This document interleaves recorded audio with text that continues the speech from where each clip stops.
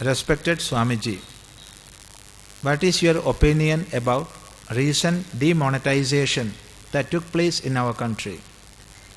How do you assess the same?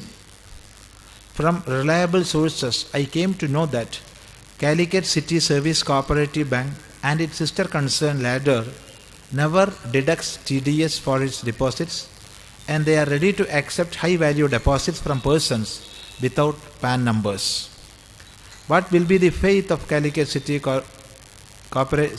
Service Cooperative Bank, its sister concern Ladder, and the depositors? ഇവിടെ മലയാളം അറിയുന്ന ആളാണെന്ന് വിചാരിക്കുന്നു എഴുതിയത്. അതുകൊണ്ട് മറുപടി ഈ പ്രഭാഷണ പരമ്പര മലയാളത്തിലായതുകൊണ്ട് മലയാളത്തിൽ പറയുന്നു.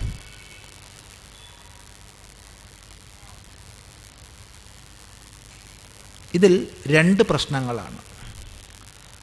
ഒന്ന് സാമാന്യമായ പ്രശ്നം, രണ്ട് വിശേഷമായ പ്രശ്നം. സാമാന്യമായ പ്രശ്നം ഈ അടുത്ത് ഉണ്ടായ, നമ്മുടെ രാജ്യത്തിലുണ്ടായ ചില നോട്ടുകളെ, റിസർവ് ബാങ്കിൻ്റെ 500, 1000 രൂപ നോട്ടുകളെ അസാധുവാക്കി പ്രഖ്യാപിച്ചതിനെക്കുറിച്ച് നിങ്ങളുടെ അഭിപ്രായം എന്താണ് എന്നാണ് സാമാന്യമായ ചോദ്യം. വിശേഷമായ ചോദ്യം ഒരു സ്ഥാപനത്തെ സംബന്ധിച്ചുള്ളതാണ്. അതിനെക്കുറിച്ച് മറുപടി പറയാൻ നമുക്ക് സാധ്യമല്ല. കാരണം അത് പഠിച്ചിട്ടേ പറയാൻ പറ്റൂ. എഴുതിയ ആൾക്ക് തന്നെ ഫ്രം റിലയബിൾ സോഴ്സസ് എന്നേ പറഞ്ഞിട്ടുള്ളൂ. അത് നമുക്കൊരിക്കലും വിശേഷമായി വ്യക്തിയെക്കുറിച്ചോ സ്ഥാപനത്തെക്കുറിച്ചോ പ്രസ്ഥാനത്തെക്കുറിച്ചോ ചർച്ച ചെയ്യാൻ സാധ്യമല്ല. കാരണം അതിനെക്കുറിച്ച് ആധികാരികമായി പഠിച്ചറിഞ്ഞാൽ മാത്രമേ അങ്ങനെയാണോ അല്ലയോ എന്നൊക്കെ പറയാൻ പാടുള്ളൂ. അറിയാത്തതിനെക്കുറിച്ച് പറയാൻ പാടില്ല. അതുകൊണ്ട് വിശേഷമായൊരു സ്ഥാപനത്തെക്കുറിച്ചുള്ള ചോദ്യം മാറ്റിവെക്കുന്നു. അത് പഠനത്തിന് വിധേയമാക്കിക്കൊള്ളുക. നമുക്കതിൽ അശേഷം താല്പര്യമില്ല. സാമാന്യമായ വിഷയത്തിന് മറുപടി പറയാം. ഈ കഴിഞ്ഞ നവംബർ 8-ാം തീയതി ഭാരതത്തിൻ്റെ പ്രധാനമന്ത്രി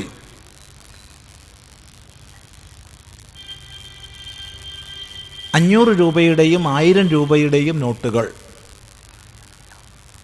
ഏകദേശം നമ്മുടെ സാമ്പത്തിക വ്യവസ്ഥയിൽ 85% കറങ്ങുന്നത് ഈ രണ്ട് നോട്ടുകളാണ്. അസാധുവാക്കിക്കൊണ്ടൊരു പ്രഖ്യാപനം ചെയ്തു.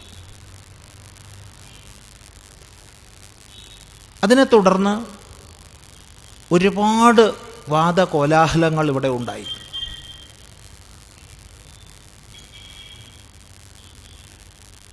അനുകൂലിച്ചും പ്രതികൂലിച്ചും. ഒരു രാഷ്ട്രത്തിൻ്റെ പ്രധാനമന്ത്രി എന്നുള്ളത് പോലും മറന്ന് നമ്മൾ പ്രധാനമന്ത്രിയെ ഉദ്ദേശിച്ചുകൊണ്ട് കോലം കത്തിക്കലടക്കം ചെയ്തുകൊണ്ടിരിക്കുകയാണ്. തീർത്തും ഭിന്നങ്ങളായ പ്രതികരണങ്ങൾ സമൂഹത്തിലുണ്ടായിരിക്കുന്നു എന്ന് മാത്രമല്ല, ഒരു പത്രവാർത്ത കണ്ടപ്പോൾ ഇതെന്താണെന്ന് പോലും മനസ്സിലാക്കാൻ കഴിയാത്ത രീതിയിൽ ഉഴറേണ്ടി വന്നു. അതായത് ATMൽ ക്യൂ നിന്നിട്ട് മരിച്ചവരുടെ ബന്ധുക്കൾക്ക് നഷ്ടപരിഹാരം കൊടുക്കാൻ കേരള സർക്കാർ തീരുമാനിക്കുകയാണത്രേ.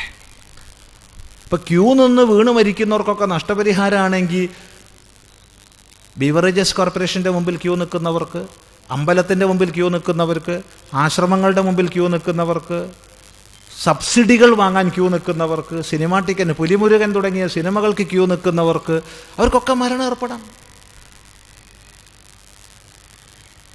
ഒരാൾക്ക് എന്ത് കാരണം കൊണ്ടാണ് മരണം ഏർപ്പെടുന്നതെന്ന് അറിയണമെങ്കിൽ അത് വളരെ ശാസ്ത്രീയമായുള്ള ഗവേഷണങ്ങൾ ഇന്നുണ്ട്.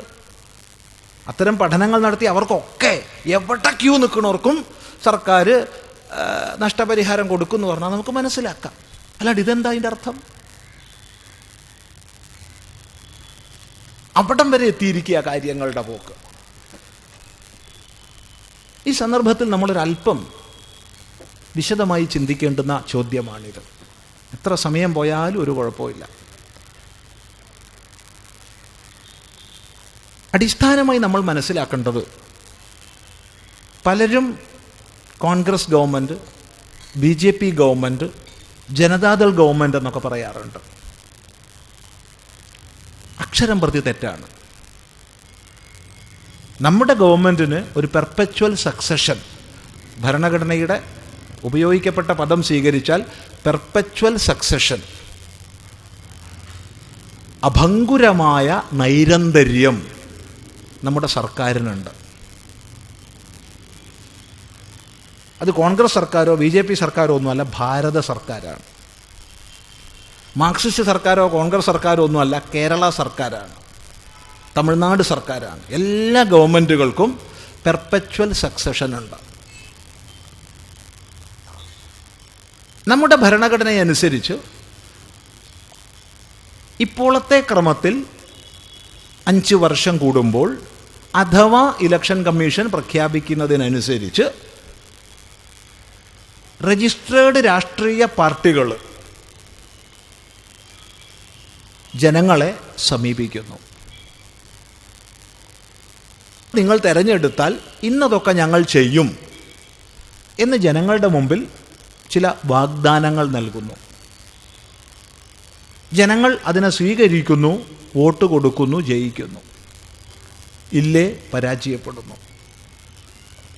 വ്യക്തമായ ഭൂരിപക്ഷം ഇല്ലാതെ വരുമ്പോൾ പല നടപടികളിലേക്കും കടക്കുന്നു. അതവിടെ നിൽക്കട്ടെ.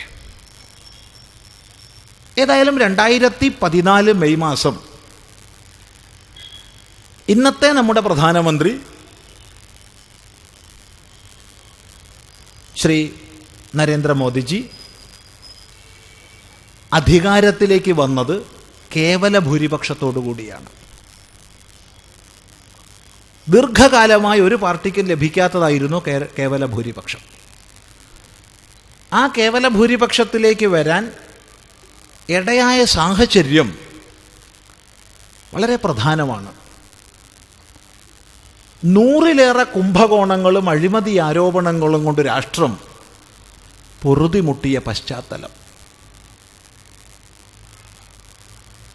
കോടിക്കണക്കിന് രൂപയുടെ കുംഭകോണങ്ങൾ 2G സ്പെക്ട്രം വിഷയത്തിലൊക്കെ ചിന്തിക്കാൻ പറ്റാത്ത അത്ര വലിയ സംഖ്യ ഉൾപ്പെട്ട വിവാദങ്ങളിൽ, കുംഭകോണങ്ങളിൽ രാഷ്ട്രം പെട്ടുഴറിയ സമയം,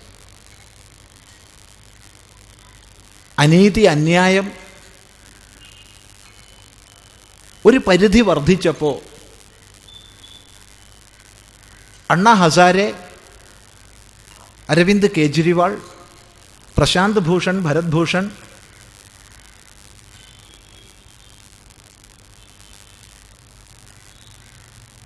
ബാബ രാംദേവ് തുടങ്ങി അനേകം പേരുടെ നേതൃത്വത്തിൽ ഈ അഴിമതികൾക്കും കുംഭകോണങ്ങൾക്കും കള്ളപ്പണത്തിനുമെതിരായിട്ട് വലിയൊരു ആന്തോളനം നടന്നു.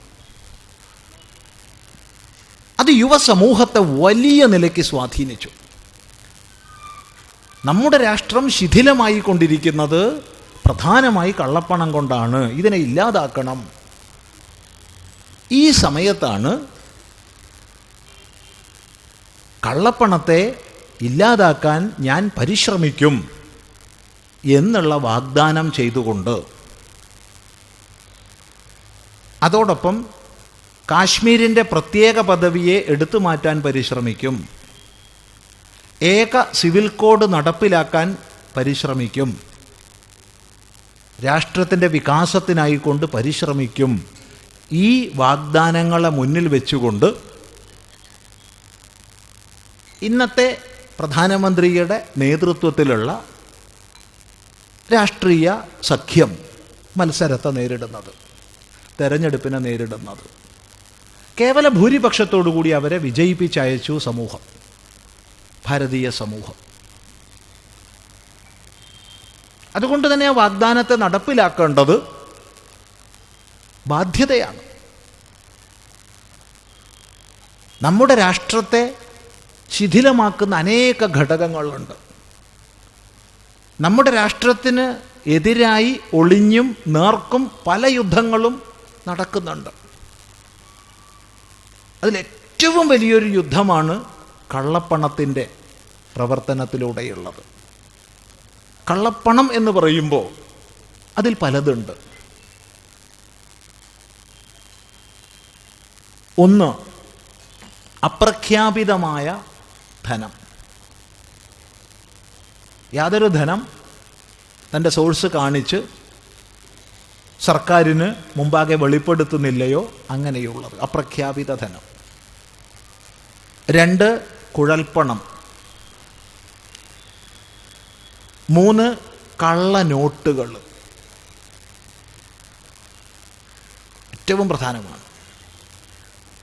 ഇന്ത്യ പാകിസ്ഥാൻ യുദ്ധത്തിൽ 1907 പാകിസ്ഥാൻ പരാജയപ്പെട്ടതിന് ശേഷം ഇത്രയാണ് കള്ളനോട്ട് നമ്മുടെ രാജ്യത്ത് പ്രചരിച്ചതെന്ന് നമുക്കാർക്കും പറയാൻ വയ്യ.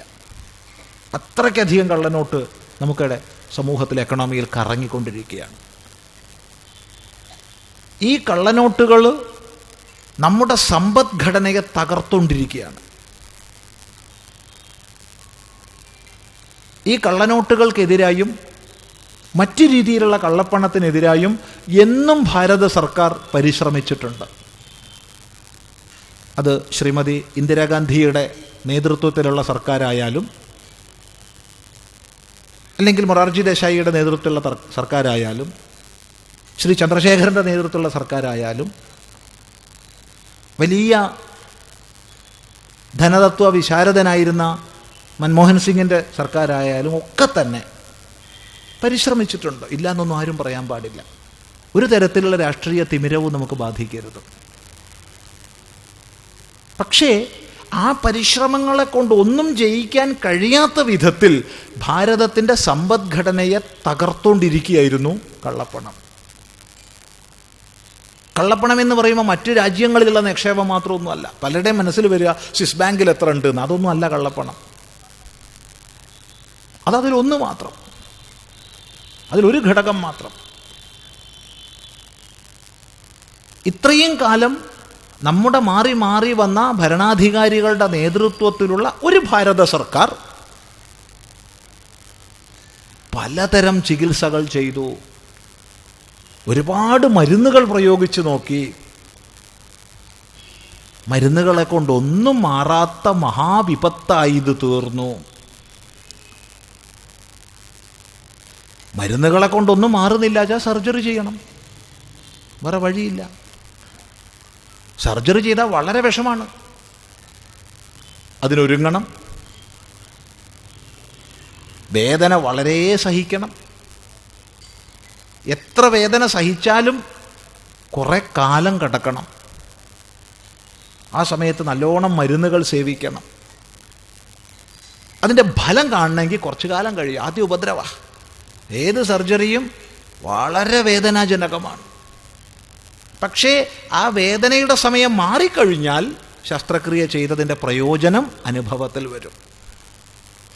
ഇതുപോലെ പല ഔഷധങ്ങളെ കൊണ്ട് മാറി മാറി പ്രയോഗിച്ചിട്ടും മാറാത്തൊരു മഹാരോഗമായി കള്ളപ്പണമെന്ന മഹാവിപത്ത് രാഷ്ട്രത്തിൻ്റെ സമ്പദ്ഘടനയെ ശിഥിലമാക്കിക്കൊണ്ടിരിക്കുമ്പോൾ ഒന്ന് ആലോചിച്ച് നോക്കൂ. ലോകത്തിലെ പല രാജ്യങ്ങളും അസൂയയോടുകൂടിയാണ് ഭാരതത്തിൻ്റെ ഗ്രോസ് ഡൊമസ്റ്റിക് പ്രൊഡക്റ്റ് വർദ്ധിച്ചുകൊണ്ടിരിക്കുന്നതിനെ നോക്കുന്നത്. ഇത് 5 കൊല്ലം കൊണ്ടോ 10 കൊല്ലം കൊണ്ടോ അല്ല, ഒരു 2-3 ദശകങ്ങളായിട്ട്. അതിന് വളരെയധികം കരുത്ത് പകർന്ന ഒരു നീക്കമായിരുന്നു പ്രധാനമന്ത്രി ഇന്ദിരാഗാന്ധിയുടെ ഭരണകാലത്തുണ്ടായ ബാങ്ക് ദേശസൽക്കരണങ്ങൾ. എത്ര ധീരമായ നടപടിയായിരുന്നു. ആരൊക്കെ എതിർത്തു? ധീരമായ നടപടിയായിരുന്നു.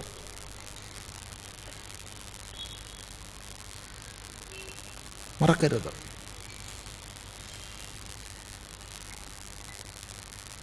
അത്തരം പരിശ്രമങ്ങളിലൂടെയൊക്കെ മുന്നോട്ട് നീങ്ങി. പക്ഷേ 1940-കളിൽ ഡോളറിനേക്കാൾ വിലയുണ്ടായിരുന്ന രൂപ ഇടിഞ്ഞ് $1 കിട്ടണമെങ്കിൽ 63-64 രൂപ കൊടുക്കേണ്ടുന്ന അവസ്ഥാവിശേഷത്തിലേക്ക് നമ്മൾ കൂപ്പുകുത്തി. സാധാരണക്കാർ കഠിനാധ്വാനം ചെയ്തുണ്ടാക്കുന്ന പൈസയ്ക്ക് മൂല്യമില്ലാത്ത അവസ്ഥ വരുന്നതിൻ്റെ കാരണം രാഷ്ട്രത്തിൻ്റെ സമ്പദ്ഘടനയിലേക്ക് തള്ളിവിടുന്ന കള്ളനോട്ടുകളും അപ്രഖ്യാപിത ധനവുമാണ്. ഇതിന് ദീർഘകാലം, ഏകദേശം 40 വർഷത്തിലേറെ നമ്മുടെ സർക്കാർ മരുന്നുകൊണ്ട് മാറ്റാൻ നോക്കി, പല നയങ്ങളും എടുത്തു, സാധിക്കാതെ വന്നപ്പോൾ സർജറി നിർബന്ധമായി. കാരണം കേവല ഭൂരിപക്ഷത്തോടുകൂടി ഭാരതീയ സമൂഹം തന്നെ അധികാരത്തിലെത്തിയതിൻ്റെ ഒന്നാമത്തെ കാരണം കള്ളപ്പണത്തെ ഇല്ലാതാക്കുമെന്നുള്ള തൻ്റെ വാഗ്ദാനമാണെന്ന് ഓർമ്മിക്കേണ്ടത്, അതിനനുസരിച്ച് പ്രവർത്തിക്കേണ്ടത് പ്രധാനമന്ത്രിയുടെ പ്രഥമ കർത്തവ്യമാണ്. അതിനുള്ള പ്ലാനുകൾ ഉണ്ടാക്കി. ആദ്യം തന്നെ പറഞ്ഞു എല്ലാവരും ബാങ്ക് അക്കൗണ്ട് എടുക്കണം. നമ്മുടെ സമൂഹമല്ലേ, എടുത്തില്ല. അതുകൊണ്ട് എടുപ്പിക്കാൻ എന്ത് വഴിയെന്ന് ആലോചിച്ചു. അങ്ങനെയാണ് സബ്സിഡികളൊക്കെ ബാങ്കിലൂടെ ആക്കി. സബ്സിഡി നിൽക്കുമ്പോൾ നമ്മൾ ഉടനെ വീഴും. സബ്സിഡികളൊക്കെ ബാങ്കിലൂടെ ആക്കി. പെൻഷൻ ബാങ്കിലൂടെ, സബ്സിഡി ബാങ്കിലൂടെ. പെൻഷൻ ബാങ്കിലൂടെ അതിന് മുമ്പേ തുടങ്ങിയിട്ടുണ്ട്, പക്ഷെ രണ്ടും ഉണ്ടായിരുന്നു. സബ്സിഡികളൊക്കെ ബാങ്കിലൂടെ ആക്കി. അതിലുപരിയായിട്ട് ബാങ്ക് അക്കൗണ്ടുകളെ നിർബന്ധമായും ആധാറുമായി ലിങ്ക് ചെയ്യണം എന്നുള്ളത് വന്നു. ആധാറുമായി ലിങ്ക് ചെയ്യണമെന്ന് വരുമ്പോൾ മുഴുവൻ ബാങ്ക് അക്കൗണ്ടുകളുടെ വിവരങ്ങളും സർക്കാരിന് നിശ്ചയമായും ലഭിക്കും. നമ്മുടെ സർക്കാരിന് ലഭിക്കാത്ത ഒരു വ്യവസ്ഥ ഇവിടെ ഉണ്ടാവരുത്. നമ്മുടെ സർക്കാർ എന്നാൽ ഭാരത സർക്കാർ. അത് കഴിഞ്ഞിട്ട് അൺഡിക്ലെയർഡ് ആയിട്ടുള്ള പണം ഡിക്ലെയർ ചെയ്യാം എന്ന് പറഞ്ഞ് സമയം കൊടുത്തു. ഒരു പെനാൽറ്റി ഉണ്ടാവില്ല എന്ന് ഉറപ്പ് കൊടുത്തു. കോടിക്കണക്കിന് രൂപ ഡിക്ലെയർ ചെയ്യപ്പെട്ടു. പിന്നെ നീട്ടിക്കൊടുത്തു, 3 പ്രാവശ്യം നീട്ടിക്കൊടുത്ത് അവസാനം ഇത് ലാസ്റ്റാണെന്ന് പറഞ്ഞ് ഒക്ടോബർ 30 വരെ നീട്ടി. എല്ലാ മാധ്യമങ്ങളിലൂടെയും പരസ്യം കൊടുത്തുകൊണ്ടിരുന്നു. അപ്രഖ്യാപിത ധനം പ്രഖ്യാപിക്കാനുള്ള, യാതൊരു പെനാൽറ്റിയും ഇല്ലാതെ പ്രഖ്യാപിക്കാനുള്ള സമയം 30 വരെ ആക്കിയിരിക്കുന്നു എന്ന് എല്ലാ മാധ്യമങ്ങളുടെയും പരസ്യം. റേഡിയോ തുറന്നാൽ, TV തുറന്നാൽ, വാർത്താപത്രങ്ങളിൽ ഒക്കെ. എന്നിട്ട് അത് പ്രസിദ്ധീകരിച്ച പത്രങ്ങളൊക്കെ ഇന്ന് എഴുതുന്നത് വായിച്ചു കഴിഞ്ഞാലേ അത്ഭുതപ്പെടും. അങ്ങനെ ഒക്ടോബർ 30 ലാസ്റ്റ് പറഞ്ഞ സമയം കഴിഞ്ഞ് കൃത്യം ഒരാഴ്ച കഴിഞ്ഞപ്പോൾ നവംബർ 8-ാം തീയതി 500, 1000 രൂപ നോട്ടുകൾ അസാധുവായി പ്രഖ്യാപിച്ചു. ഇതുകൊണ്ട് ഭാരതീയ സമൂഹത്തിന് വലിയ വിഷമമുണ്ട്. നമുക്കൊക്കെ വളരെ ക്ലേശമുണ്ട്. എന്നാൽ എല്ലാ സ്ഥാപനങ്ങൾക്കും വളരെ ഉപദ്രവമുണ്ടായിട്ടുണ്ട്. കൂടാണ്ട് കഴിയില്ല. എനിക്കൊരു സർജറി വേണമെന്ന് പറഞ്ഞാൽ പോയി കിടക്കണ്ടേ ആശുപത്രിയിൽ, വേദന സഹിക്കണ്ടേ. എൻ്റെ ശരീരത്തെ നിലനിർത്താൻ ഇത് അനിവാര്യമായതുകൊണ്ടാണ് ഡോക്ടർ സർജറി ചെയ്തത്. വേദന സഹിച്ച് കിടക്കുക തന്നെ വേണം. അത് കഴിഞ്ഞ് മരുന്ന് പ്രയോഗിച്ചത് ഉണങ്ങിക്കഴിഞ്ഞാൽ എനിക്ക് സുഖമായി ജീവിക്കാം. ആ ഒരു ഫേസിലാണ് ഇപ്പോൾ ഉള്ളത്. ഈ സമയം കൊണ്ട് തന്നെ എത്ര കോടി രൂപ ഡിക്ലെയർ ചെയ്യപ്പെട്ടു, ബാങ്ക് അക്കൗണ്ടുകളിലേക്ക് എത്ര പൈസ ഒഴുകി വന്നു. കള്ളനോട്ട് വരികയില്ല ഇനി. ബാങ്കുകാരുടെ പലരുടെയും ഒന്നുകിൽ കാര്യക്ഷമതയില്ലായ്മ കൊണ്ടോ അല്ലെങ്കിൽ വേണ്ടതായ ശ്രദ്ധ കുറവ് കൊണ്ടോ ഒരുപാട് കള്ളനോട്ട് തിരിച്ചു വന്നിട്ടുണ്ട്. സത്യത്തിൽ കള്ളനോട്ട് വരരുതായിരുന്നു, ബാങ്കിലേക്ക് ഒരു കള്ളനോട്ട് പോലും വരരുതായിരുന്നു. പക്ഷെ കോടിക്കണക്കിന് വന്നു എന്നുള്ളത് സത്യമാണ്. എങ്കിൽ തന്നെയും മൊത്തം കള്ളനോട്ടിൻ്റെ അളവ് നോക്കിക്കഴിഞ്ഞാൽ ഒരു ചെറിയ ശതമാനം പോലും അത് വരില്ല. അപ്പം ഇത്രയും കള്ളനോട്ട് അടിച്ചു വെച്ചവർ ഇനി അത് ഒന്നുകിൽ കത്തിക്കുകയോ തീ പിടിപ്പിക്കുകയൊക്കെ അല്ലാണ്ട് വഴിയില്ല. അത്രയും കോടി കള്ളനോട്ടുകൾ ഉപയോഗശൂന്യമായി ഒരു ഭാഗത്ത്. അത് നമ്മുടെ എക്കണോമിയിൽ വരികയില്ല, ഒരു ചർച്ചയിലും അത് വരില്ല. രണ്ടാമത്തത്, ഇത്ര കോടി രൂപ ഡിക്ലെയർ ചെയ്യപ്പെട്ടു. അത് നമ്മുടെ രാഷ്ട്രത്തിൻ്റെ സമ്പദ്ഘടനയിലേക്ക് വന്നു. പക്ഷേ ഒരു സർജറി കഴിഞ്ഞ് കുറച്ചു കാലം വിഷമം അനുഭവിക്കണം എന്നുള്ളതുപോലെ വളരെ വിഷമം നമുക്കൊക്കെ ഉണ്ട്. എല്ലാവർക്കും വിഷമമുണ്ട്. വിഷമം ഇല്ല എന്നൊന്നും പറഞ്ഞേക്കരുത്, വളരെ വിഷമമുണ്ട്. പക്ഷെ ഒരുപാട് ഗുണവശങ്ങളുണ്ട്. ഇപ്പം തന്നെ ഈ റിയൽ എസ്റ്റേറ്റുകാരുടെ കളി എത്ര കുറഞ്ഞു. സ്ഥലങ്ങൾക്ക് ഊതി പെരുപ്പിച്ച വിലയൊക്കെ താണു, ഇപ്പം പണ്ടത്തെ വിലയിലേക്ക് വന്നു. മനുഷ്യന്മാരുടെ കുടുംബ ചെലവുകൾ, ആർഭാടങ്ങൾ, പൊങ്ങച്ചങ്ങൾ കുറഞ്ഞു. പ്രത്യക്ഷമായി മാറ്റങ്ങൾ കാണുന്നു. ഇല്ലെന്ന് ആർക്കും പറയാൻ പറ്റില്ല. ഈ പരിശ്രമത്തിൽ നമ്മുടെ സർക്കാർ ജയിക്കുകയാണെങ്കിൽ ഒരു 6 മാസം കഴിയുമ്പോഴത്തേക്ക് ഇതിൻ്റെ പ്രയോജനം കണ്ടു തുടങ്ങും. പക്ഷെ നിശ്ചയമായും ആദ്യത്തെ ഒരു 3-4 മാസം രാഷ്ട്രം താഴോട്ട് പോകും, ഉറപ്പ്. പക്ഷെ അത്ഭുതകരമാണ്, അത്രയ്ക്കൊന്നും താഴോട്ട് പോയിട്ടില്ല. നമ്മൾ മറ്റൊരു സാഹചര്യം നോക്കണം. ഇന്ന് ലോക രാജ്യങ്ങളുടെ എക്കണോമി ഒന്ന് പരിശോധിക്കുക. എല്ലാ എക്കണോമികളും എക്കണോമിസ്റ്റുകളുടെ ഭാഷ പറഞ്ഞാൽ ഫ്രാജൈലാണ്. ഈ സന്ദർഭത്തിൽ പോലും ഇംഗ്ലണ്ടിൻ്റെ മുമ്പിലേക്ക് നമ്മൾ കടന്നു. നമ്മളെ മാത്രം ഒറ്റപ്പെട്ട് ചിന്തിക്കുന്നത് ശരിയല്ല. മൊത്തം ലോക രാഷ്ട്രങ്ങളുടെ സമ്പദ്ഘടന അങ്ങേയറ്റം സ്ഫോടനാത്മകമായ ഒരു അവസ്ഥയിൽ നിൽക്കുമ്പോൾ ഭാരതം കരുത്തോടു കൂടി മുന്നോട്ട് പോവുകയാണ്.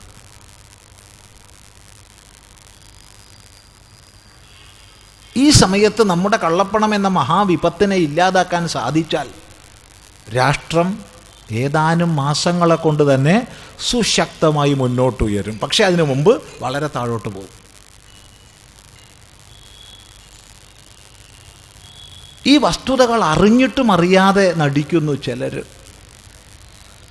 ചിലർ റിസർവ് ബാങ്കിൻ്റെ നിർദ്ദേശങ്ങൾ പാലിക്കാത്ത ഒരവസ്ഥയിലേക്ക് നമ്മുടെ സഹകരണ ബാങ്കുകളും മറ്റും നീങ്ങിയപ്പോൾ, കർശനമായ താക്കീത് വന്നപ്പോൾ, ഒരു സംസ്ഥാനത്തിൻ്റെ ഭരണവ്യവസ്ഥ, ഫെഡറൽ സംവിധാനത്തെ ചോദ്യം ചെയ്തുകൊണ്ട് RBIക്ക് മുമ്പിൽ ധർണ നടത്തി. ഒന്ന് ആലോചിച്ച് നോക്കൂ, ഒരു നിമിഷം ചിന്തിച്ചു നോക്കൂ. RBIയുടെ റിസർവ് ബാങ്കിൻ്റെ നിർദ്ദേശത്തിന് വിധേയമാണ് നമ്മുടെ എല്ലാ സാമ്പത്തിക ഇടപാടുകളും. നമ്മളുടെ ഓരോ 2 രൂപ മുതൽ മേപ്പെട്ടുള്ള നോട്ടുകളും കോയിനുകളിൽ പ്രതിജ്ഞയില്ല എന്ന് മാത്രം. ഇതിന് ഇത്ര രൂപ തിരിച്ചു തരാൻ ഞാൻ സത്യപ്രതിജ്ഞ ചെയ്യുന്നു എന്ന റിസർവ് ബാങ്ക് ഗവർണറുടെ ഒപ്പാണ് പൈസയുടെ വില. ആ റിസർവ് ബാങ്കിനെതിരായിട്ട് ഒരു സർക്കാർ ധർണയിരിക്കാൻ പോയി പറഞ്ഞാൽ എന്താ സ്ഥിതി? എങ്ങോട്ടെത്തി? നമ്മുടെ മാധ്യമങ്ങളിലെല്ലാം വാർത്തകൾ എന്തോ അപകടം എന്നുള്ള രീതിയിലാണ്. തങ്ങളുടെ രാഷ്ട്രപിതാവിനെ പോലെ മാനിക്കുന്ന പ്രഥമ പ്രസിഡന്റിന് തുല്യം ഭാരത പ്രധാനമന്ത്രിയെ, BJP പ്രധാനമന്ത്രിയല്ല, കോൺഗ്രസ് പ്രധാനമന്ത്രിയല്ല, മാർക്സിസ്റ്റ് പ്രധാനമന്ത്രിയല്ല, ഭാരത പ്രധാനമന്ത്രിയെ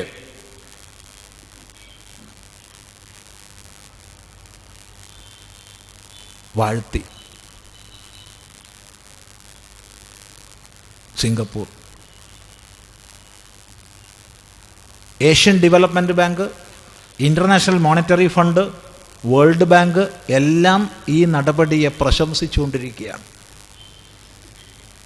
ലോക രാജ്യങ്ങൾ പ്രശംസിച്ചുകൊണ്ടിരിക്കുന്നു. കാരണം ഈ സമ്പദ്ഘടന സുശക്തമാക്കുന്നതിന് അനുകരണീയമായൊരു കാര്യം ചെയ്തതുകൊണ്ട്. പക്ഷേ രാഷ്ട്ര താൽപ്പര്യത്തിനുപരി പൊളിറ്റിക്കൽ പാർട്ടി താൽപ്പര്യമുള്ള നമ്മൾ, ചിലർ വിഷയങ്ങളെ പഠിക്കാതെ വന്ദിക്കും, ചിലർ വിഷയങ്ങളെ പഠിക്കാതെ നിന്ദിക്കും. ഇത് രണ്ടും നമുക്ക് യോഗ്യമല്ല. ഒരു സർക്കാർ നയം പെട്ടെന്ന് അങ്ങോട്ട് പ്രഖ്യാപിക്കണമെന്നല്ല. വിദഗ്ധന്മാർ ദീർഘമായി വിചാരം ചെയ്ത് രഹസ്യമാക്കി വെക്കേണ്ടതിനെ രഹസ്യ സ്വഭാവത്തിൽ സൂക്ഷിച്ച് പരസ്യമാക്കാവുന്ന അംശങ്ങളെ പരസ്യമാക്കി ഒക്കെയാണ് ഒരു നയം രൂപീകരിക്കുക. ചിലർ ചോദിക്കണത്, എന്നാൽ ആവശ്യമുള്ള നോട്ട് മുഴുവൻ അടിച്ചിറക്കിയിട്ട് എല്ലാ ബാങ്കിലും എത്തിച്ചിട്ട് പോരായിരുന്നോ ഈ നടപടി എന്നാണ്. ഇങ്ങനെ ചെയ്തിട്ട് തന്നെ ബാങ്ക് ഉദ്യോഗസ്ഥന്മാരിൽ ചിലരുടെ ഒത്താശയോടുകൂടി കോടിക്കണക്കിന് രൂപ തിരിമറി ചെയ്യപ്പെട്ടത് നമ്മൾ വായിച്ചു. ഇതൊക്കെ ചെയ്തിട്ട് തന്നെ ഇനി അതും കൂടി ഉണ്ടായിരുന്നെങ്കിൽ വല്ല കാര്യമുണ്ടോ?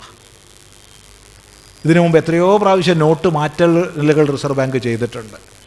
ഒരു കാര്യം ഉണ്ടായിട്ടില്ല, ഒരു പ്രയോജനം ഉണ്ടായിട്ടില്ല. കാരണം ആദ്യം പ്രചലിതമായ നോട്ട് നിലനിൽക്കെയാണ് പുതിയ നോട്ട് അടിച്ചിറക്കുന്നത്. ഒരു കാര്യം ഉണ്ടായിട്ടില്ല. അതുകൊണ്ട് ഈ ധീരമായ നടപടിയെ മനസ്സിലാക്കി രാഷ്ട്രീയ അതീതമായി രാഷ്ട്രത്തിൻ്റെ ഗുണത്തിനുള്ളതാണെന്ന് മനസ്സിലാക്കി നമുക്കൊക്കെയുള്ള വിഷമതയില്ല എന്നൊന്നും പറയരുത്, നമുക്കൊക്കെ വിഷമമുണ്ട്. ഒരു പണിയെടുപ്പിച്ചാൽ കൂലി കൊടുക്കാൻ പൈസ ഇല്ല.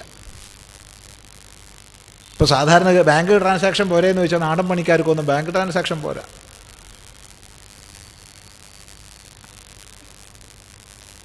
ഇവിടെ മറ്റൊന്നു കൂടി ചിന്തിക്കേണ്ടതുണ്ട്. ഇവിടത്തേക്ക് വന്ന 500 രൂപ 2000 രൂപ നോട്ടുകളുടെ എണ്ണം നോക്കിക്കഴിഞ്ഞാൽ ഒരു വിഷയത്തിൽ സംശയമില്ല, എത്രയോ 500 രൂപ നോട്ടുകൾ പലരും പൂഴ്ത്തി വെച്ചിട്ടുണ്ട്. ആരൊക്കെയാണെന്നറിയില്ല. അത് പൂഴ്ത്തി വെക്കാതെ നമ്മുടെ എക്കണോമിയിലേക്ക് അത് ഇറക്കി വിടുകയാണെന്ന് വെച്ചാൽ ഈ പ്രശ്നമേ ഉണ്ടാവില്ല. അപ്പോൾ പ്രശ്നം ഉണ്ടാക്കണം. എന്നിട്ട് ഓരോ ബാങ്കിൻ്റെ മുമ്പിലും ക്യൂ നിൽക്കണ ഫോട്ടോകൾ ആ പത്രത്തിൽ. അതൊന്നും പോരാണ്ട് അങ്ങനെ ക്യൂ നിൽക്കണവർ മരിച്ചാൽ അവർക്കിപ്പോൾ നഷ്ടപരിഹാരമാണ് അത്രേ. എന്നാൽ പിന്നെ എവിടെയൊക്കെ ക്യൂ ഉണ്ട്? ഇതിനേക്കാൾ എത്രയോ വലിയ ക്യൂ.